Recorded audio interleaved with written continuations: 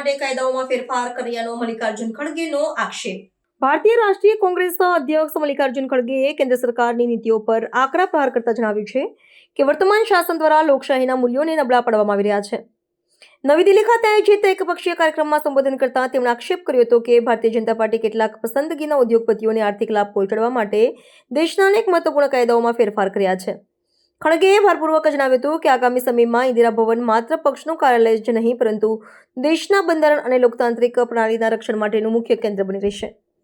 વિગતવાર રજૂઆત કરતા કોંગ્રેસ અધ્યક્ષે ઉમેર્યું હતું કે સામાન્ય જનતાના હિતોની અવગણના કરીને મોટા મૂડીપતિઓને પ્રાધાન્ય આપવામાં આવી રહ્યું છે જે રાષ્ટ્રના તમામ વિકાસ માટે ઘાતક છે। તેમણે કાર્યકરોને આહવાન કર્યું હતું કે દેશના પાયાના કાયદાઓ સાથે થતી છેડછાડ વિરુદ્ધ જનજાગૃતિ લાવવી અનિવાર્ય છે।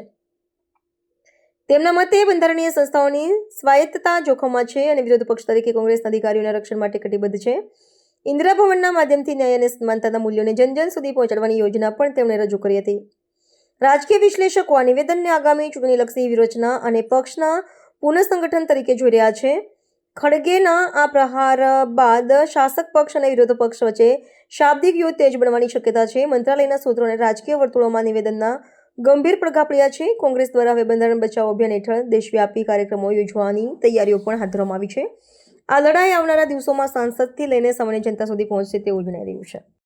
साथियों, पिछले 11 सालों में बीजेपी सरकार ने चंद पूंजीपति को फायदा पहुंचाने के लिए कई कानूनों को बदला, मनरेगा को नष्ट कर दिया जा रहा है, जल जंगल और जमीन की लूट जारी है।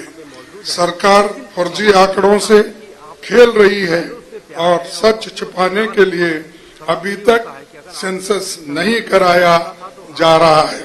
साथियों, आप सभी जानते हैं 2025 में महान नायिका इंदिरा गांधी जी के नाम पर ये भवन कांग्रेस का स्थायी दफ्तर बना।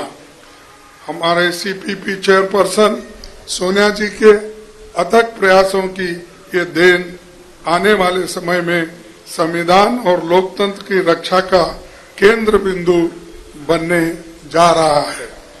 100 साल पहले कांग्रेस अध्यक्ष पद का दायित्व संभालने के बाद सरोजिनी नायडू जी ने कहा था, स्वतंत्रता के युद्ध में भय एकमात्र अक्षम विश्वासघात है, निराश एकमात्र अक्षम पाप है।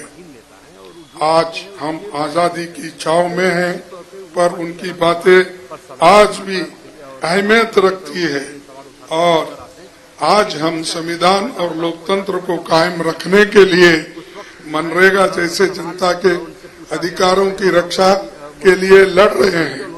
मैं देश भर के सभी कांग्रेस जनों से अपनी ये अपील दोहराना चाहूंगा कि एक स्वर में एकजुट होकर मनरेगा को बचाने के लिए जन जन के बीच जाइए। इसके लिए हमें दांडी मार्च और भारत जोड़ो आंदोलन जैसी भावना के साथ जुटना होगा।